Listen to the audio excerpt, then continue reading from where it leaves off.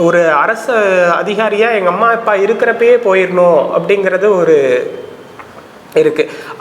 அவங்க இல்லாதப்ப போய் அவங்க அதை கொண்டாடுறதுக்கு இல்லை அப்படின்னா அது எந்த பிரயோஜனமும் இல்லை. ஸோ அதனால ஒரு நாள் மெயில் போட்டுட்டு தான் எங்கள் அம்மாட்ட சொல்கிறேன், அம்மா வேலையை உள்ளான்ட்ருக்கேன், என்ன சொல்கிறீங்க அப்படின்னு சொல்கிறப்போ எங்கள் அம்மா ஒன்றுமே சொல்லலை. ஏயா அப்படின்னு கேட்டாங்க. அதாம்மா படிச்சிட்ருக்கேன்ல, கண்டினியூவாக படிக்கலான் இருக்கேன், இந்த எக்ஸாமில் ஒன்றும் மார்க் வரல, படிக்கலான் இருக்கேன் அப்படின்னு சொல்கிறேன். சரியா நான் தான் போகிறேன்ல, அது மட்டும்தான் சொன்னாங்க. அந்த அந்த ஒரு வார்த்தையே அவ்வளோ ரெஸ்பான்சிபிளாக, சரியா நான் தான் இருக்கேன்ல. எங்கள் அப்பா கூட ஏதாவது அடிக்கடி சொல்லுவார் ஒழிய, வேலையை விட்டுட்டான், நல்ல சம்பளம் தான் வாங்கிட்டு இருந்தேன், வேலையை விட்டுட்டான் அப்படின்னு எப்பயாவது சொல்லுவார். ஆனால் எங்கள் அம்மா ஒரு வார்த்தை கூட சொன்னதில்லை. ஒரே ஒரு நாள் வந்து மேலே உட்காந்து என்கிட்ட பேசினாங்க, படித்தா வேலை வாங்கிடலாமாயா அப்படிங்கிற மாதிரி தான் கேட்டாங்க. படித்தா வேலை வாங்கிடலாமாயா அப்படி அவங்க எப்பயாவது தான் சொல்கிறாங்க. அது நமக்கு அவ்வளோ சித்தாள் வேலைக்கு ஒரு வாரம் கூட்டிகிட்டு போனாங்க. கீழேருந்து 3வது மாடிக்கு மண்ணை தூக்கிட்டு போகிறதுக்குள்ளே உயிர் போயிட்டு உயிர் வரும் அப்படின்னு சொல்லுவாங்கள்ல, அந்த மாதிரி இருக்கும். அதுதான் எங்கள் அம்மாவுக்கும் வயசாகுது. அவங்க ரீசெண்டாக கூட சொன்னாங்க. யூத் பேப்பரின் இனிய வணக்கம். யூத் பேப்பர் நண்பர்களுக்கு வணக்கம். என் பேர் பிரபாகரன், நான் கரூர்லேருந்து வரேன். கடந்த 2024 குரூப் 4 வந்து ரெவன்யூ டிபார்ட்மெண்ட் செலக்ட் பண்ணி ஜேஆர்ஐ, கரூர் ரெவன்யூ செலக்ட் பண்ணி ஜேஆர்ஐ எடுத்திருக்கேன், ஜூனியர் ரெவன்யூ இன்ஸ்பெக்டர். ஓவரால் வந்து 334வது ரேங்க்கு, கம்யூனலில் வந்து 119வது ரேங்க்கு. ஃபஸ்ட் நாள் கவுன்சிலிங் பண்ணுங்க சார். அம்மா வந்து சித்தாலாக இருக்காங்க. அப்பா வந்து இந்த பழைய பில்டிங்லாம் உடைப்பாங்கள்ல, அந்த வேலை பார்க்குறாங்க. உப்பிடமங்கலம் பக்கத்தில் ஒரு வடுகுப்பட்டி அப்படிங்கிற ஸ்கூலில் தொடக்கப்பள்ளியில் 1வதுலேருந்து 5வது வரைக்கும் அரசு பள்ளியில் தான் படித்தேன். 6வது வந்து உப்பிடமங்கலம் மேல்நிலை பள்ளி இருக்குது, அதில் வந்து 6வது மட்டும் படித்தேன். அப்புறம் 7வது 8வது வந்து அரசு பள்ளியில் தான் படித்தேன். 6வது மட்டும் அங்கே உப்பிடமங்கலம் மேல்நிலை பள்ளியில் வந்து படித்தேன். 7வது 8வது வந்து திருச்சியில் வந்து டிஎல்சி மிடில் ஸ்கூல்னு கிறிஸ்டின் மிஷன் நடத்துகிற ஒரு ஸ்கூல் இருக்குது. அங்கே வந்து அந்த ஆதரவற்ற பிள்ளைகள்லாம் படிப்பாங்க. அங்கே வந்து சேர்த்திட்டாங்க. ஏன் சேர்த்துனாங்கன்னு எனக்கு இன்னும் தெரில. அதுதான் சேர்த்துனாங்க. நான் ஒவ்வொரு ஞாயிற்றுக்கிழமையும் எங்கள் அப்பா வருவாங்களா அப்படின்ட்டு ஏங்கின காலங்கள்லாம் இருக்குது. எல்லோரும் காலையில் வந்து அங்கே கஞ்சி சாப்பாடு தான் போடுவாங்க, மதியம் வந்து சத்துணவு போடுவாங்க, நைட்டு வந்து சாப்பாடு போடுவாங்க. ஒவ்வொரு நாளும் கஷ்டமாக இருக்கும். அந்த 6 நாளும் அந்த 7வது நாளுக்காக வெயிட் பண்ணிகிட்டே இருப்போம்.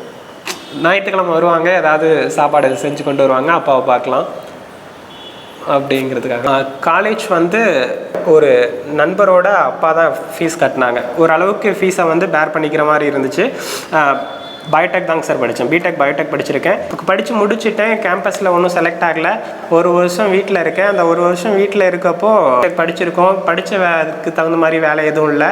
ஸோ நைட்டில் வந்து ப்ரொஃபஷனல் கொரியருக்கு இங்கே கரூர்லேருந்து சேலம் வரைக்கும் நைட்டில் வந்து கொரியர்லாம் எடுத்துகிட்டு போய் அங்கே கொடுக்கணும் அப்படின்னா டிரைவரோட கூட போகணும். லோடெல்லாம் இறக்கி விட்டுட்டு ஷிஃப்ட் இது வந்து கை மாற்றி விடுவாங்க, கொரியரை வந்து கை மாற்றி விடுவாங்க. அந்த கொரியரை கை மாற்றிட்டு காலையில் ஒரு 6-6:30 வாக்கில் நம்ம ரிட்டன் ஆயிடுவோம்.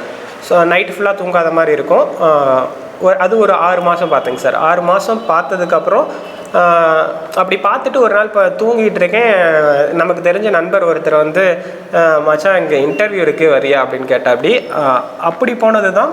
டிசிஎஸில் வந்து ஹைதராபாத் பிரான்ச் மட்டும்தான் இருக்குது. மீதி எந்த பிரான்ச்சும் இப்போதைக்கு அவைலபிளாக இல்லை. உங்களுக்கு ஓகே, எனக்கு இந்தியாவுக்குள்ளே எங்கே போட்டாலும் போகிற மைண்ட் செட்டில் தான் அப்போதைக்கு இருந்தேன். ஸோ அதனால நான் ஹைதராபாத் எனக்கு ஒன்றும் பெருசாக தெரில. நான் தமிழ்நாடை தவிர வேறு எங்கேயுமே போனதில்லை. அதாவது கரூர் டிஸ்ட்ரிக்டை தவிர நியர்பை டிஸ்ட்ரிக்ட் நாமக்கல், சேலம் மட்டும்தான் போயிருக்கேன். சென்னையே வந்ததில்லை அப்போதைக்கு காலேஜ் முடித்த சமயத்தில். ஓகேன்ட்டு ஒரு மனதைரியத்தில் சொல்லிட்டேன். அப்புறம் 2016 நினைக்கிறேன், 16 செப்டம்பர் மாதத்துலேருந்து ஹைதராபாத்தில் தாங்க சார் இருக்கேன். 16 செப்டம்பர்லேருந்து 20 வரைக்கும், 2020 வரைக்குமே ஹைதராபாத்தில் தான் டிசிஎஸில் தான் ஒர்க் பண்ணிகிட்டு இருந்தேன். 20 வந்து கோவிட்னால் ஒர்க் ஃப்ரம் ஹோம் கொடுத்தாங்க. ஸோ இங்கே வீட்டுக்கு வந்துட்டு ஒர்க் பண்ணிகிட்டு இருந்தோம். நைட் ஷிஃப்ட்டு தான், ஃபுல்லாகவே நைட் ஷிஃப்ட்டு தான். நைட் ஒர்க் பண்ணுவோம். ஒரு 10:30க்கு ஷிஃப்ட்டு ஸ்டார்ட் ஆகும். அடுத்தது ஒரு 6:30 வாக்கில் முடியும் காலையில். அப்படியே போயிட்டு இருந்துச்சு. அப்புறம் என்னோடய ஃப்ரெண்டு தான் வந்து எனக்கு அதுதான் நான் முன்னையே சொன்ன மாதிரி என்னோடய 10th படிக்கிறப்ப முத்துக்குமார் சார் அப்படிங்கிறது தான் என்னோடய பெரிய இன்ஸ்பிரேஷனும் கூட. அவர் வந்து டிஎன்பிஎஸ்சி குரூப் 1 கிளியர் பண்ணி போனார். அது அவருக்கு கவர்மெண்ட் டீச்சராக இருந்துக்கிட்டே குரூப் 1 கிளியர் பண்ணி போனார். அப்போயே நமக்கு ஒரு பெரிய தாக்கமாக இருந்துச்சு. ஓகே, நம்மளும் கண்டிப்பாக ஒரு நாள் அரசு அதிகாரியாக ஆகணும் அப்படின்னு நமக்கு விதை போட்டவர் வந்து முத்துக்குமார் சார் தான். வெள்ளியணை கவர்மெண்ட் ஸ்கூல் டீச்சராக இருந்தார் 10th 2010 அந்த பீரியடில். சுகன்யா அப்படிங்கிற நம்ம முன்ன சொன்ன என்னோடய ஃப்ரெண்டு வந்து வைகரை கிளாஸ் வந்து போயிட்டு இருந்தாங்க. நீ வீட்லேயே உட்காந்து படிச்சுட்டு இருக்கிறது வந்து சரியாக இருக்காது, ஒரு கிளாஸ் ஜாயின் பண்ண, டெஸ்ட் பேட்ச் போடு அப்படின்னு எனக்கு சஜஸ்ட் பண்ணி என்னை வழி நடத்தினது, தொடக்கத்தில் வழி நடத்தினது வந்து என்னோடய ஃப்ரெண்டு சுகன்யா தான். அவங்களுக்கு ரொம்ப நன்றி, எப்போவுமே ஒரு கடமைப்பட்டிருக்கேங்க சார். 2020 நாங்கள் அப்படியே வைகரைக்கு டெஸ்ட் பேட்ச் போட்டுட்ருக்கேன். ஆனால் அந்தளவுக்கு ஒரு இம்ப்ரூவ்மெண்ட் இல்லை. கொஞ்சம் கொஞ்சமாக அப்போ தான் ஃபஸ்ட்டு ஸ்டார்ட் பண்ணியிருக்கேன். கொஞ்சம் கொஞ்சமாக என்னை நானே இம்ப்ரூவ் பண்ணிக்கிறேன். 2022 எக்ஸாம் வருது. 2022 நினச்ச மாதிரி வரல. ஏன்னா நான் ஒர்க் பண்ணிக்கிட்டே நைட் ஃபுல்லாக ஒர்க் பண்ணணும். காலையில் வீக்லி 5 நாள் தான் work, Saturday Sunday compulsory leave இருக்கும். நைட்டு 10:30 ஆரம்பித்து 6:30 வரைக்குமே ஒர்க் பண்ணிவிட்டு காலையில் எப்படியும் குறைஞ்சது ஒரு ஹாஃப் டேவாவது தூங்குற மாதிரி இருக்கும். மீதி இருக்க ஹாஃப் டேயில் குறைஞ்சது ஒரு 4 மணி நேரம் 5 மணி நேரத்தில் தான் நம்ம படிக்கிற மாதிரி இருக்கும். அதுதான் என்னோட மிகப்பெரிய தப்பு அப்படிங்கிறத நான் 2022 எக்ஸாம் ஃபெயிலியரில் இருந்து தான் கற்றுக்கிட்டேன். 164 கொஸ்டின் போட்டிருந்தேன் அப்போதைக்கு. சரி, இப்படியே நம்ம ஒரு பேஷன் இருக்குது, அதை நோக்கி போகணும் அப்படின்னா ஏதாவது ஒன்று இழக்கணும்ல. ஸோ அதனால் ஒரு நாள் மெயில் போட்டுட்டு தான் எங்கள் அம்மாட்ட சொல்கிறேன், அம்மா வேலையை உள்ளான்ட்ருக்கேன், என்ன சொல்கிறீங்க அப்படின்னு சொல்கிறப்போ எங்கள் அம்மா ஒன்றுமே சொல்லலை. ஏயா அப்படின்னு கேட்டாங்க. அதாம்மா படிச்சிட்ருக்கல்ல, கண்டினியூவாக படிக்கலான் இருக்கேன், இந்த எக்ஸாமில் ஒன்றும் மார்க் வரல, படிக்கலான் இருக்கேன் அப்படின்னு சொல்கிறேன். சரியா, நான் தான் போகிறேன்ல, அது மட்டும்தான் சொன்னாங்க. அந்த ஒரு வார்த்தையே அவ்வளோ ரெஸ்பான்சிபிளாக, சரியா நான் தான் இருக்கல்ல. எங்கள் அப்பா கூட ஏதாவது அடிக்கடி சொல்லுவார் ஒழிய, வேலையை விட்டுட்டான், நல்ல சம்பளம் தான் வாங்கிட்டு இருந்தேன், வேலையை விட்டுட்டான் அப்படின்னு எப்பயாவது சொல்லுவார். ஆனால் எங்கள் அம்மா ஒரு வார்த்தை கூட சொன்னதில்லை. ஒரே ஒரு நாள் வந்து மேலே உட்காந்து என்கிட்ட பேசினாங்க, படித்தா வேலை வாங்கிடலாமாயா அப்படிங்கிற மாதிரி தான் கேட்டாங்க. படித்தா வேலை வாங்கிடலாமாயா அப்படி அவங்க எப்பயாவது தான் சொல்கிறாங்க. அது நமக்கு அவ்வளோ ரெஸ்பான்சிபிலிட்டியாக நம்மளை உணர வைக்குது. கண்டிப்பாக 2024 நம்ம என்ன பண்ணினாலும் நம்ம கிளியர் பண்ணியே ஆகணும்.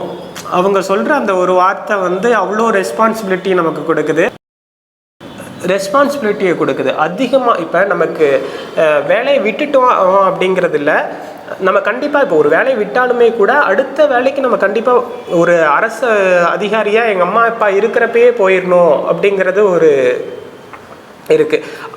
அவங்க இல்லாதப்போ போய் அவங்க அதை கொண்டாடுறதுக்கு இல்லை அப்படின்னா அது எந்த பிரயோஜனமும் இல்லை அப்படிங்கிறத நான் உணர்றேன். இதே மாதிரி இன்னொருத்தவங்களை பற்றி சொல்லணும். என்னோடய தோழி பெட்டர் ஆஃப் எப்படி வேணால் சொல்லலாம். நான் வேலையை விட்டதுலேருந்து நான் எங்கள் அம்மாட்ட வந்து ₹1 கூட காசு வாங்கினது கிடையாது.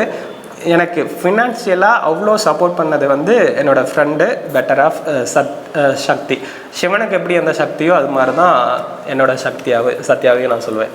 கண்டினியூஸாக இப்போ 2022 இப்போ இன்னும் ஒரு 5 மார்க்கு கூட போட்டிருந்தா கண்டிப்பாக லாஸ்ட் நாள் கவுன்சிலிங்காவது நான் போயிருப்பேன் அப்படின்னு எனக்கு ஒரு நம்பிக்கை இருக்குது. ஸோ அதனால் தொடர்ந்து பயணிக்கிறேன். லைப்ரரி வந்து உட்காந்து ஒரு நாளைக்கு குறைஞ்சது 8 மணி நேரமாவது படிக்கிறேன். கண்டினியூஸாக அதை பண்ணிகிட்ருக்கேன். டெஸ்ட் பேட்ச் போடுறேன், டிஸ்கஷனில் கலந்துக்கிறேன். நான் என்னென்ன தப்பெல்லாம் பண்ணேன், போன எக்ஸாமில் நான் ஏன் அந்த ஒரு 7 மார்க் வாங்கல அப்படிங்கிறத நான் தினம் என்னை நானே மெருகேற்றிக்கிட்டே இருக்கேன் அப்படின்னு தான் சொல்லலாம். 8 மணி நேரம் அப்படிங்கிறது, அந்த 8 மணி நேரமும் ஃபுல் ஃப்ளட்ஜாக படிச்சிருக்கேன். எனக்கு என் மனசுக்கு தெரியும், நான் 100% நான் என்னோடய பெஸ்ட்டை வந்து கொடுக்குறேன். ஒரு நாளைக்கான பெஸ்ட்டை நான் கன்ஃபார்மாக கொடுக்குறேன். எந்த நாளையும் நான் டைம் வேஸ்ட் பண்ணல அப்படின்னு எனக்கு தெரியும். கண்டிப்பாக நான் ஜெயிக்கல அப்படின்னா யாரும் ஜெயிக்க மாட்டாங்க அப்படின்னு எனக்கு தெரியும். நம்ம எவ்வளோ படிக்கிறோமோ அதை விட அந்த ஒரு நாள் நமக்கு வந்து ரொம்ப பெஸ்ட்டாக இருக்கணும். அந்த 3 நாள் வந்து இந்த உலகத்திலேயே நமக்கு தான் பெஸ்ட்டாக இருக்கணும் அப்படின்ட்டு எனக்கு கடவுள் நம்பிக்கை இருக்குது. நான் கண்டிப்பாக படிச்சிருவேன். நீ எனக்கு படிக்கிறதுக்காக எந்த ஹெல்ப்பும் பண்ண வேணாம், அந்த 3 மணி நேரம் என்னோட நேரமாக இருக்கணும். அது மட்டும்தான் நான் கடவுள்கிட்ட வேண்டுவேன். அந்த 3 மணி நேரம் என்னோட நேரமாக இருக்கணும். ஹால் சூப்பர்வைசர் நல்லவங்களாக அமையணும்னா எந்த டென்ஷனும் பண்ணாமல் இருக்கணும். நான் படித்ததை கரெக்டாக போட்டுட்டு வரணும், ஓஎம்ஆரில் எந்த மிஸ்டேக்கும் பண்ணிடக்கூடாது அப்படிங்கிறது மட்டும்தான் நான் கோயிலுக்கு போனால் வேண்டிக்குவேன். தினமுமே நான் இப்போ லைப்ரரி போகிறேன் அப்படின்னா போகிற வழியில் ஏதாவது கோயில் இருந்துச்சுன்னா இந்த நாள் நல்லபடியாக அமையணும், இந்த நாள் நான் நல்லபடியாக படிக்கணும் அப்படின்னு வேண்டிட்டு தாங்க சார் நான் லைப்ரரிக்கே போவேன். அந்த 3 மணி நேரம் எனக்கு தி பெஸ்ட்டாகவே இருந்துச்சு.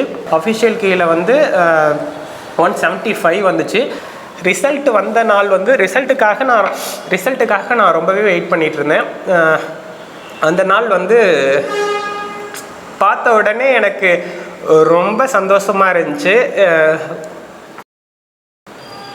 கவுன்சிலிங் இது மெமோ வந்துச்சு. கவுன்சிலிங் மெமோ வந்ததோனே கூப்பிட்டு வச்சு, அம்மா மெமோ வந்திருக்குமா, நீ இப்போ வேலைக்கு இதுக்கு சர்டிஃபிகேட்டுக்கு வெரிஃபை பண்ணுவாங்க, வெரிஃபை பண்ணிவிட்டு 1 மாதத்தில் வந்து வேலை போடுவாங்க. அப்புறம் அவங்க வேண்டாத தெய்வமே இல்லை அப்படின்னு சொல்லுவாங்கள்ல, எங்கே போனாலும் எனக்காக வேண்டிக்குவாங்க. அவங்க நம்பிக்கை அது. நான் அவங்க எல்லா கோயிலுக்குமே வேண்டுதல் வச்சுருக்காங்க. அந்த வேண்டுதல்லாம் ஒவ்வொன்றா நிறைவேற்றணுங்க சார். அதுதாங்க சார் அவங்க நான் பார்த்துக்கிறேன் அப்படின்னு சொல்கிறதுல நிறைய அர்த்தங்கள் இருக்குது அப்படின்னு நான் நினைக்கிறேன். அவங்க பார்த்துக்கிறாங்க, ஓகே நமக்கு சாப்பாடு போட்டுருவாங்க, கண்டிப்பாக நம்மளை எதுவும் கேட்க மாட்டாங்க, நம்ம வேலைக்கே போகலினாலும் கண்டிப்பாக 3 வேளை சாப்பாடு போட்டுருவாங்க. அவங்களுக்காக அவங்க இருக்கிறப்பே நம்ம ஏதாவது ரிட்டர்ன் பண்ணணும், இவ்வளோ நாள் படிக்க வச்சுருக்காங்க, கஷ்டப்பட்டு படிக்க வச்சுருக்காங்க. நானுமே அவங்க கூட வந்து 10th அதாவது 12வது முடிச்சுட்டு சித்தால் வேலைக்கு ஒரு வாரம் கூட்டிகிட்டு போனாங்க. கீழேருந்து 3வது மாடிக்கு மண்ணை தூக்கிட்டு போகிறதுக்குள்ளே உயிர் போயிட்டு உயிர் வரும் அப்படின்னு சொல்லுவாங்கள்ல, அந்த மாதிரி இருக்கும். அதுதான் எங்கள் அம்மாவுக்கும் வயசாகுது. அவங்க ரீசெண்டாக கூட சொன்னாங்க, 3 மாடி ஏற முடியலையா, ரொம்ப கஷ்டமாக இருக்குது. நானும் இப்போ அப்பாயின்மெண்ட் வந்துடுச்சு, வந்ததுலேருந்து கொஞ்சம் ரெஸ்ட் எடுத்துக்கலாம்ல, ஒரு 5 நாள் போகலாம், இல்லைன்னா சுத்தமாக வேலையை கூட விட்டுட்டு வீட்டிலே இருக்கலாம் அப்படின்னு. இல்லையா, நான் இருக்க வரைக்கும் நான் போய்க்கிறேன், நீங்கள் உங்கள் இதை நீங்கள் பார்த்துக்குங்கய்யா அப்படி தான் சொன்னாங்க. அவங்களுக்கு ரெஸ்ட்டு கொடுக்கணும் சார்.